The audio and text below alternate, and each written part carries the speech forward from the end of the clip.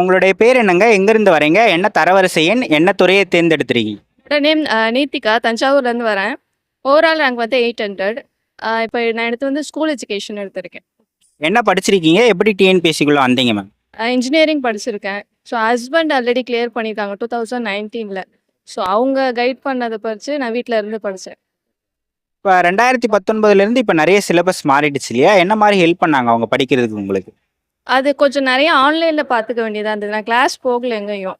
So own study தான். So யூடியூப்பில் நிறைய அப்டேட்ஸ் வருது. இன்ஸ்டாகிராம் எல்லாத்துல இந்த மாதிரி அப்டேட்ஸ் வருது இல்லையா? ஸோ அதை எடுத்து படிச்சுக்கிட்டேன். ஏன்னா அவங்க படித்ததுக்கும் நான் படித்ததுக்கும் டிஃப்ரென்ஸ் இருந்துச்சு. நிறைய அப்டேட் பண்ணிக்கிற மாதிரி இருந்தது. எவ்வளோ வருஷம் ஆச்சுங்க? எத்தனாவது முயற்சியில் வெற்றி பெற்றீங்க? இது தேர்ட் அட்டம்ப்ட் 22லேருந்து. Third attempt. முதல் 2 முயற்சியில் என்ன தவறு பண்ணதா நினைக்கிறீங்க மேம்? அதில் எனக்கு ஓரளவு சர்டிஃபிகேட் வெரிஃபிகேஷன் வரைக்கும் எனக்கு வந்துச்சு. அப்போ படித்தப்போ ஸோ என்னால் கிளியர் பண்ண முடியும் அப்படின்ற கான்ஃபிடென்ட் இருந்துச்சு. அது கொஞ்சம் நிறைய மிஸ்டேக் அங்கே போய் எக்ஸாம் டைமில் அங்கே போய் நிறைய மிஸ்டேக்ஸ் பண்ணேன் நான். ஸோ அதுதான் கற்றுக்கிட்டு அது பண்ணக்கூடாது, கொஞ்சம் நிதானமாக பண்ணணும் அப்படின்றது.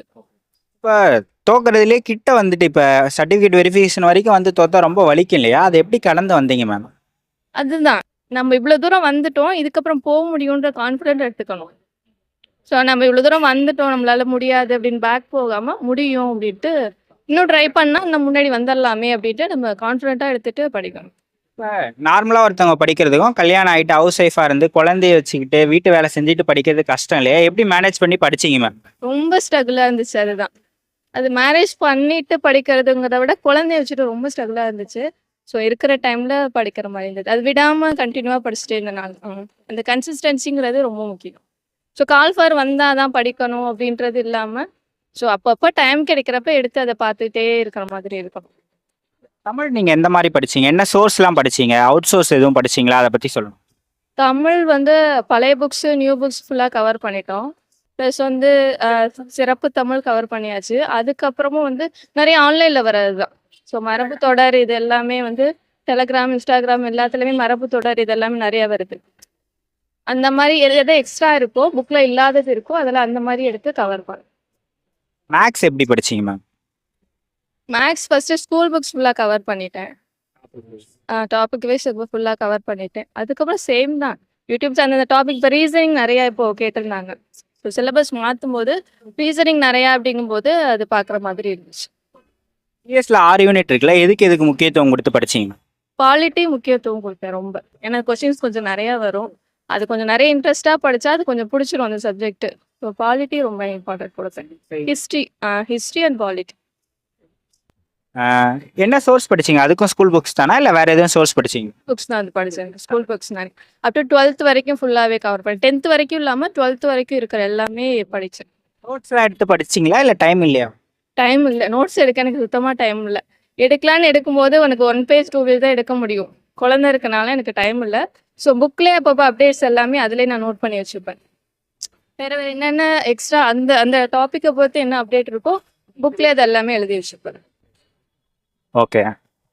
உங்களுடைய இந்த ஜேர்னி வந்து எப்படி இருந்தது? ஒரு ஹெக்டிக்காகவே எப்பயுமே இருக்குமா? ப்ரெஷராக ஒரு ஒரு இதுவாகவே இருக்குமா? இல்லை நார்மலாக இருந்ததா அவங்க? ஸோ நார்மலாலாம் இருக்க வாய்ப்பே இல்லை. ரொம்ப ப்ரெஷராக இருந்தது.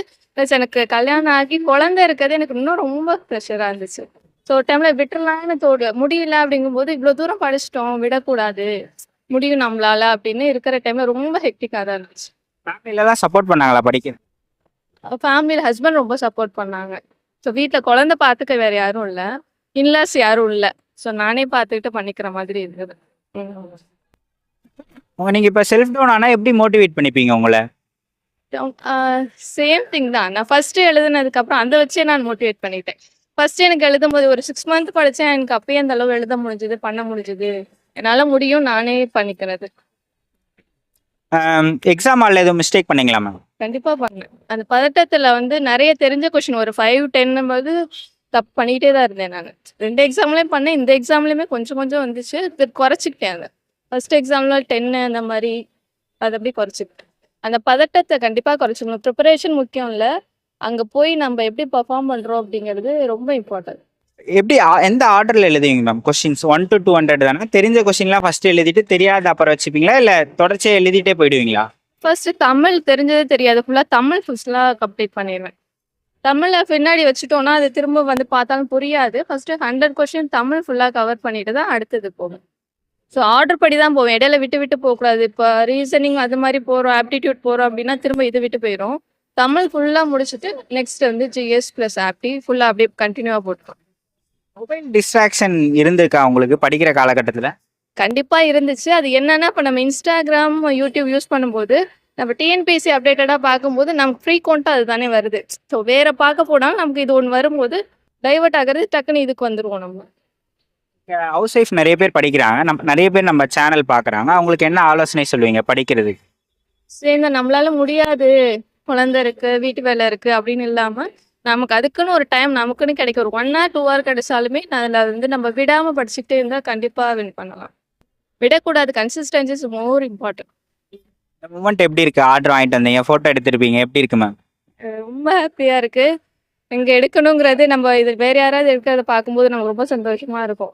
ஸோ நம்ம இந்த இடத்துல ஒன்று நின்று எடுக்கணும் அப்படிங்கிறது பெரிய ஒரு பிளஸ்ஃபுல் மூமெண்ட்டாக தான் இருக்கு.